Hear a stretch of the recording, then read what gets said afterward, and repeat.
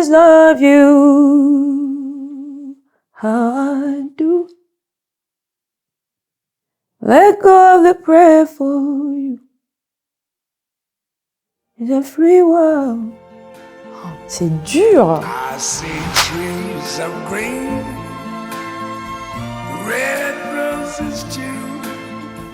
I see them bloom for me and you. And What a Wonderful World de Louis Armstrong, qui est une chanson qu'il y avait sur un disque de standard, de jazz, entre autres. Bien sûr, un album qui appartenait à mon père, qu'on écoutait dans sa voiture, et que je lui avais volé pour pouvoir l'écouter sur ma chaîne, la chaîne qu'il m'avait offerte pour mes 10 ans, mes parents. Et du coup, j'ai beaucoup chanté et beaucoup écouté cette chanson. Et c'est la chanson que j'ai choisie pour aller passer le casting de la Nouvelle Star en 2008. C'est comme un bon gâteau au beurre, un dimanche sous la pluie, chez soi, tu vois. Non, je ne veux pas faire un tour. À quoi ça sert de faire un tour? Non. En deuxième, je suis obligée de mettre non. C'est une chanson qui a été composée par Edgar Fica avec beaucoup trop d'accords. La fiancée a fait la top line, c'est-à-dire la mélodie en disant non, palapa.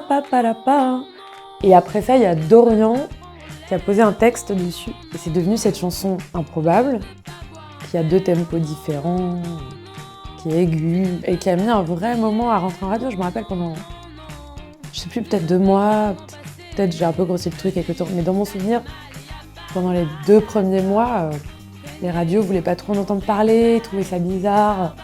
Ils disaient mais attends, c'est lent, c'est rapide, qu'est-ce que c'est? Et ça a été un énorme succès cette chanson à l'époque, c'est drôle.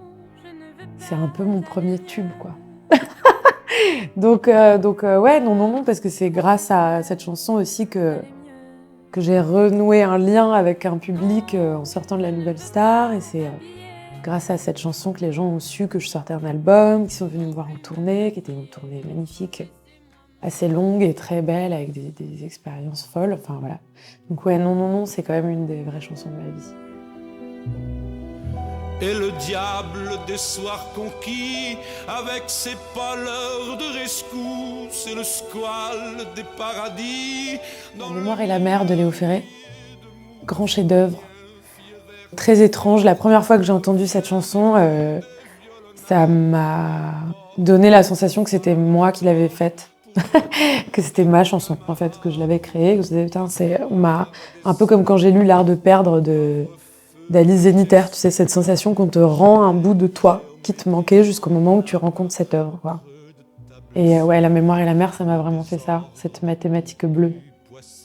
C'est fou d'écrire comme ça, de chanter comme ça, ces arrangements-là, la voix de cet homme, la folie de cette personne qu'on entend dans la voix, et l'importance de la mer. Et moi, je suis du Sud, je suis née à Toulon, j'ai grandi à la Londe, ailleurs. Et ma vie, elle est vraiment, et mon cœur sont vraiment dans le Sud, au soleil, face à la mer. Donc ouais, La mémoire et la mer de Ferré. I've forgotten you, just like I said I would. I Get Along Without You. Bon, toutes les versions sont sublimes. Celle de Chet Baker est un trésor, celle de Billie Holiday est extraordinaire.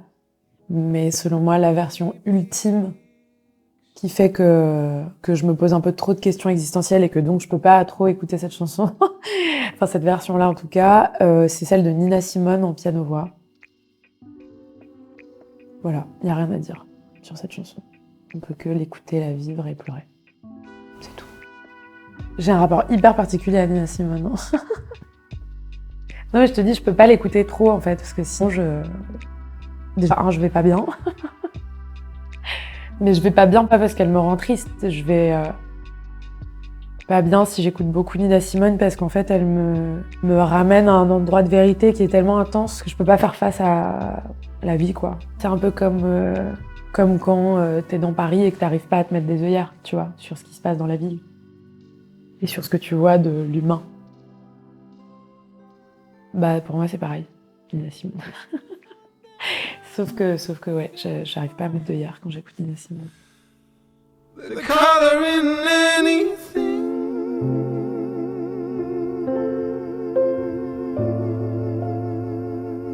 The Color in Anything de James Blake. Mais je dis celle-là parce qu'il faut en donner une, mais en vrai c'est toute la discographie de James Blake, qui est un vrai génie et un vrai saint, un ange, soldat, sorcier, envoyé par les cieux pour que la vie soit plus douce. My own kind, but retiring nothing. Tires are steady screeching, the driver is rubbing. Hands on the wheel. Sing About Me, I'm Dying of Thirst de Kendrick Lamar, qui est dans son album Good Kid, Mad City, qui est un chef-d'œuvre. Et pareil, je dis une chanson parce qu'il faut donner une chanson, mais je signe pour toute l'œuvre de Kendrick Lamar. Et ouais, et Kendrick Lamar, clairement, ouais, gros, c'est un de mes grands héros, l'un des seuls rappeurs qui met d'accord tout le monde. À la fois le grand public, à la fois les musiciens de pop, à la fois les musiciens et les musiciennes de jazz. Tout le monde est d'accord sur l'œuvre de cette personne, quoi. C'est à un niveau... C'est comme James Blake, en fait. C'est que dans ce qu'ils font, il y a personne au-dessus, selon moi.